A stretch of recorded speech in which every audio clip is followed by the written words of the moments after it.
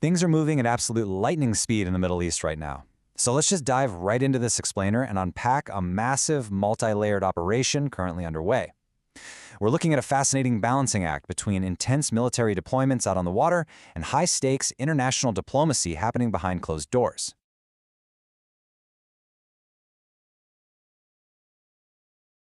This is the exact geopolitical puzzle we're looking at today. What actually happens when massive commercial vessels get locked into a highly restricted, incredibly strategic bottleneck like the Strait of Hormuz? It creates an immediate, severe crisis. Because it's not just a military issue, right? It's a massive global trade issue. The response we are seeing unfold is designed to address this specific, very dangerous bottleneck. All right, Section 1, Launching Project Freedom and the immediate action in the Persian Gulf. Let's look at the physical operations taking place out on the water right now. Now, the framing here is super interesting.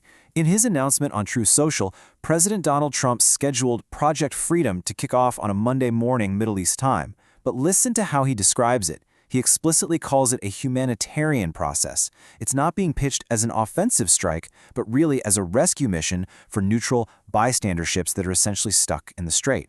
So the whole goal right now, pure extraction. The United States has basically told the countries that own these vessels, hey, we're going to guide your ships safely out of these restricted waters so you can get back to business.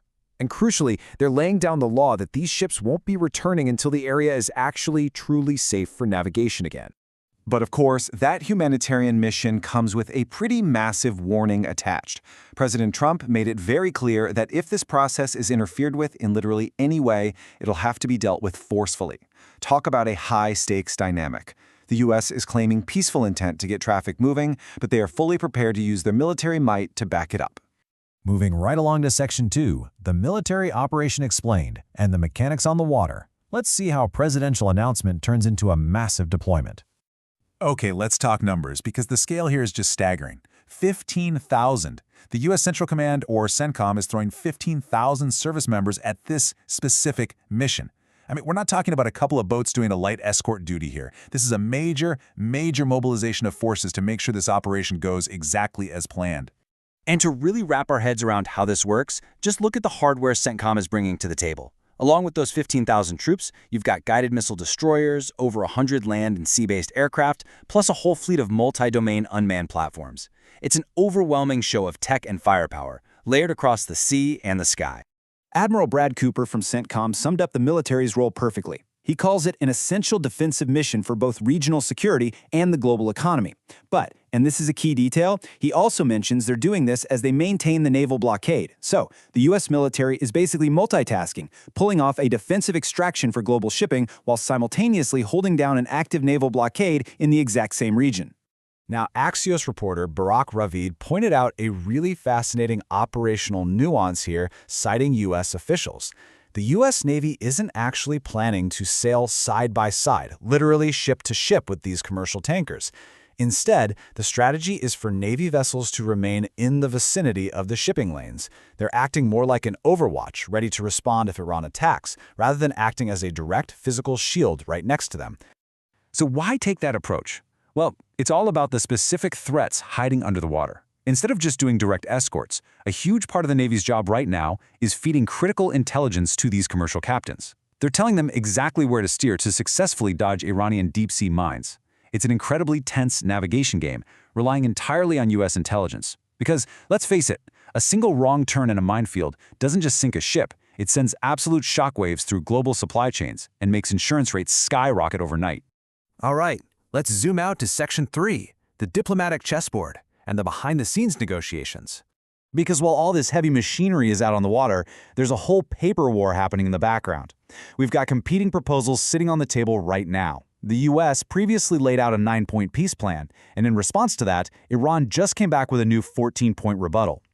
Both sides are basically trying to dictate the terms of de-escalation while a military standoff happens right outside. Well, let's just say that Iranian counteroffer didn't exactly get a warm reception. Speaking to Khan News, President Trump definitively stated that he looked at Iran's latest 14-point plan to end the war in 30 days, and he called it, quote, not acceptable. It was just an outright public rejection of Iran's terms. And if you look at the structure of the proposal, it's pretty clear why it's stalled out in Washington. It kicks off with a 30-day ceasefire, hoping to turn that into a permanent end to the war. But Phase 3 is the ultimate deal-breaker. Iran is demanding the U.S. lift all sanctions, end the blockade, pull its forces completely out of the region, and halt Israel's war in Lebanon. For the U.S., those terms were just an absolute non-starter. But here's the twist. Despite the very public rejection of the 14-point plan and all the troops moving in for Project Freedom, the lines of communication are not dead. Diplomatic channels are still highly active.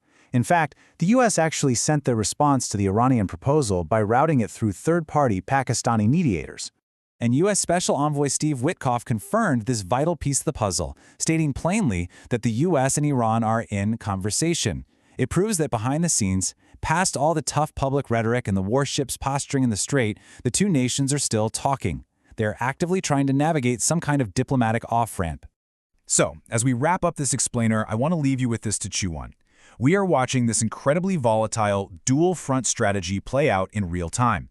You've got sheer military might on one hand, warships providing intel to help civilian ships dodge underwater minefields. And on the other, you've got this super delicate back-channel diplomacy happening through international mediators. How is this all going to resolve? Will the next 30 days bring the safe humanitarian passage of these ships, or is some sort of interference going to trigger that forceful conflict everyone's been warned about? That is the geopolitical tightrope the entire world is watching right now.